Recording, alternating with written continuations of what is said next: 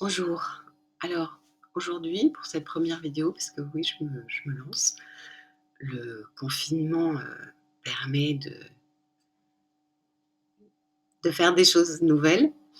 Donc, cette vidéo, elle est destinée à aider tous ceux qui ont de la difficulté à respirer correctement, c'est-à-dire d'une manière qui soit bénéfique pour la santé, qui puisse agir sur le système nerveux, favoriser la détente, donc agir aussi sur l'immunité, sur la digestion, etc. Alors, une bonne respiration, c'est une respiration qui est tranquille, une inspire, une expire allongée grâce à la conscience qu'on met dedans. Il ne s'agit pas pour l'instant de se dire, «Bah, une fois que j'ai compris, je vais respirer de manière automatique, complète».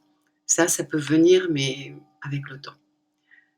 Mais au moins savoir consciemment mettre en place une respiration plus tranquille, plus profonde, qui va permettre d'activer le diaphragme. Le diaphragme, c'est cette espèce de coupole inversée, hein, qui descend à l'inspiration et qui du coup va venir masser toute la sphère digestive, donc favoriser le transit, l'assimilation, l'élimination. Ça fait piston aussi, donc ça favorise le retour veineux. Évidemment, une inspire et une expire plus profonde et plus lente vont permettre de prendre plus d'oxygène, d'éliminer plus de toxines puisque les poumons sont un émonctoire. Ça permet d'éliminer les résidus gazeux du métabolisme, en particulier le dioxyde de carbone. Et ça permet de laisser aussi le temps pour les échanges gazeux au niveau pulmonaire et donc d'assimiler l'oxygène. Alors, une bonne respiration bénéfique, c'est une respiration complète. Alors souvent, on parle de respiration abdominale et c'est vrai qu'en clientèle, de plus en plus de thérapeutes, on constate des personnes qui pratiquent une respiration abdominale, mais uniquement abdominale. Alors il faut simplement réfléchir à l'espace occupé par les poumons qui va de là jusque sous les côtes flottantes. Donc on a 3 lobes et 2 lobes d'un côté, du côté du cœur. L'idée, c'est de remplir l'ensemble des lobes pulmonaires. Donc c'est une respiration qui va permettre une expansion au niveau de l'ensemble des poumons, donc aussi bien au niveau de la cage thoracique qu'au niveau des côtes flottantes. On peut sentir aussi au niveau du dos, pas tout le temps, il y a des positions qui permettent de mieux sentir, mais il faut imaginer que nos 2 poumons sont un peu comme des ballons de rugby, hein, une forme un petit peu comme ça, et que lorsqu'ils se remplissent d'air, forcément, ils vont en expansion. Ils ne vont pas en expansion comme ça, hein. Souvent, les personnes stressées vont avoir tendance à respirer en allant chercher vers le haut, ce qui entretient l'état de stress. Mais ces ballons, ils vont aller en expansion comme ça, d'où l'ouverture au niveau de la cage thoracique, au niveau des côtes flottantes et une légère expansion au niveau du dos. Alors, ce que je vous propose, c'est simplement de mettre les mains au niveau des côtes flottantes, voilà, dans un sens ou dans l'autre, voilà. Et l'idée, c'est de repousser les mains à l'inspiration. C'est-à-dire vous inspirez,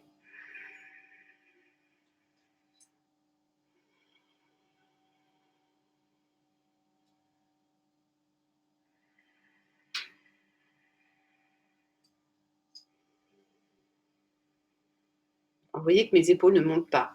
La respiration qu'on voit souvent, et surtout donc quand on est stressé, c'est qu'est-ce qu'on fait dans ces cas-là? On rentre le ventre, on ouvre la poitrine et surtout on monte et on peut se créer des tensions effectivement au niveau des épaules. Et du coup, le diaphragme, il ne peut pas prendre son mouvement naturel, hein, qui vient masser toute la zone. Et ça limite la prise d'air. Donc, au lieu de faire en rentrant le ventre, ce qui bloque là, l'idée c'est, voilà, non, avec le blanc c'est plus visible, c'est vraiment, voilà, une expansion qui permet de ne pas monter vers le haut. On peut rentrer légèrement le ventre à l'expiration si ça aide. Voilà. Alors, c'est quelque chose qui est plus facile à faire au départ, allongé. Allongé, les jambes relevées, alors sur des coussins ou bien, sur, le dessus du canapé ou sur une chaise si on se met, au sol, sur un tapis de sol. C'est plus facile de mettre en place cette respiration allongée qu'assis, et assis, c'est aussi plus facile que debout. Donc si c'est difficile pour vous, commencez allongé, les jambes relevées, et là vous allez pouvoir plus facilement sentir ce mouvement. Après, ce que je vous propose, c'est un exercice, alors avec, une ceinture souple. Là, j'ai pris, tout simplement un foulard que vous allez croiser comme ça, et l'idée, c'est que vous inspirez. À l'expire, vous serrez le foulard ou vous demandez à quelqu'un de le faire pour vous. Ce qui va vous demander ensuite, lorsque vous allez à nouveau inspirer, de repousser le foulard, et ça va vous obliger à descendre, la respiration, et de vraiment pousser, d'ouvrir le diaphragme, d'ouvrir les côtes flottantes. Alors, ça veut dire, j'inspire, j'expire, et là je serre, et là j'inspire. Là, il faut ouvrir toute cette zone. Voilà. Alors vous pouvez le faire plusieurs fois de suite, ça permet vraiment de sentir bien cette zone et finalement de trouver les commandes qui permettent, de faire ce mouvement.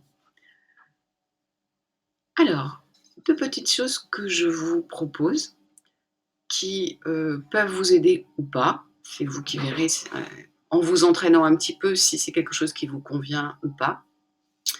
C'est d'utiliser une respiration qu'on appelle, Ujjayi au yoga, qui est une respiration qui se situe au niveau de la gorge. Alors, c'est bien par le nez qu'on inspire. Oui, j'ai oublié ça, c'est important. On inspire par le nez. Le nez, il est fait pour ça. On a des poils qu'on appelle des cils dans le nez. Ils sont là précisément pour que lorsqu'on inspire, ils vont filtrer toutes les particules en suspension dans l'air. L'expiration, c'est bien par le nez. Si c'est par la bouche, c'est moins gênant, d'accord? Mais au moins inspire par le nez. Donc on inspire toujours par le nez, et quand on fait cette respiration avec la conscience au niveau de la gorge, on inspire toujours par le nez. D'ailleurs, je peux vous dire que même en remet, ça permet de faire un travail respiratoire parce que la pression est moindre et l'air, il passe en fait. C'est un peu le principe de l'aspirateur. Si vous passez l'aspirateur, vous tombez sur une feuille de papier, ça va bloquer l'aspiration. Alors que sinon, eh bien, effectivement, l'air va passer même si c'est un petit peu encrassé. Donc, alors, je vais vous montrer, je vais faire un petit peu de bruit pour que vous vous rendiez mieux compte de comment faire. Là, par exemple, c'est ça.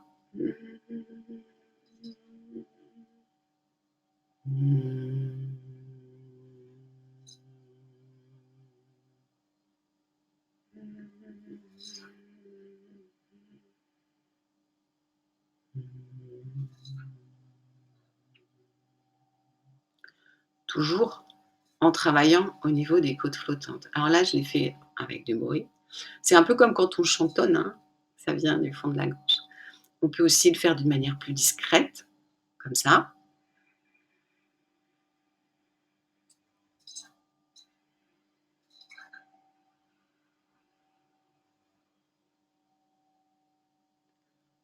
Ou même avec moins de bruit. L'avantage d'émettre le son, c'est que ça vous permet de mieux sentir la vibration, de mieux tenir. Et ça, cette technique-là, elle permet d'être justement dans cette conscience respiratoire et d'allonger le temps d'inspire et le temps d'expire. Petite parenthèse, il faut savoir que lorsqu'on inspire, souvent on se prépare à l'action, on prend de l'air, on prend de l'énergie, et c'est relié à l'orthosympathique, la branche du système nerveux qui permet de passer à l'action pour se défendre. Et donc, C'est elle qui va engendrer, lorsqu'elle est sursollicitée, un état de stress. Et l'expiration, elle, est reliée au parasympathique, l'autre branche du système nerveux qui permet la récupération et la relance de toutes les fonctions de type sommeil, digestion, détente, et cetera. Donc voilà, cette alternance, heu, ça permet, de stimuler les 2 branches du système nerveux d'une manière plus profonde. Alors, bah, il faut vous entraîner avec ça pour, être à l'aise. Donc il y a l'ouverture au niveau des côtes flottantes, cette conscience respiratoire au niveau de la gorge et troisième petit truc que je peux vous proposer qui peut être aidant, c'est de fermer les yeux et d'imaginer que vous avez le nez là, au centre de la poitrine et que par là, au centre de la poitrine, vous humez l'air. Ça veut dire que c'est à la fois puissant et en même temps c'est doux. Et alors vous pouvez imaginer que vous humez un air parfumé. Alors c'est peut-être le parfum d'une fleur que vous aimez, ça peut être le parfum d'un plat que vous aimez, des pancakes ou du pain chaud ou l'odeur d'une personne que vous aimez. Vous êtes entièrement libre de choisir le parfum, l'odeur qui vous convient. Ça peut être, l'odeur de la mer, comme vous voulez. Ce qui compte, c'est que pour vous, ce soit agréable et que vous imaginiez. Donc quand vous inspirez, c'est au niveau de la poitrine que ça rentre et que en humant l'air, donc avec à la fois douceur et puissance, ça se remplit ici et ça va permettre de descendre la conscience et donc l'action respiratoire plus dans cette zone de la poitrine et des côtes flottantes, au lieu de monter pour avoir cette respiration de stress, comme ça qui fait que souvent on monte le nez, le visage, on cherche à remplir d'air par en haut.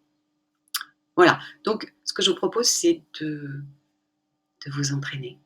Voilà, je vous ai montré, regardez ce qui vous convient, ce qui ne vous convient pas. Essayez allongé au départ ou bien assis, de toute façon tout ça va évoluer. Entraînez-vous à bien ouvrir au niveau des côtes flottantes.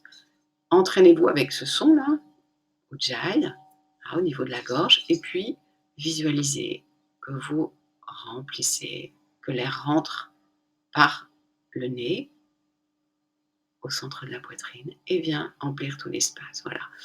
Et si vous arrivez, lorsque vous arriverez à mettre en place tout ça en même temps, avec un peu d'entraînement, vous allez pouvoir agir sur votre système nerveux, éliminer plus de toxines, prendre plus d'oxygène, mieux l'intégrer et vous sentir plus calme et plus serein. Voilà, entraînez-vous bien. Merci. Je je projette d'enregistrer une autre, vidéo sur, déjà une première technique respiratoire qui me vient à l'esprit, qui peut être aidante aussi pour avoir des temps de pause, dans la journée pour bien, récupérer, rééquilibrer le système nerveux. Voilà. Entraînez-vous bien donc. Merci.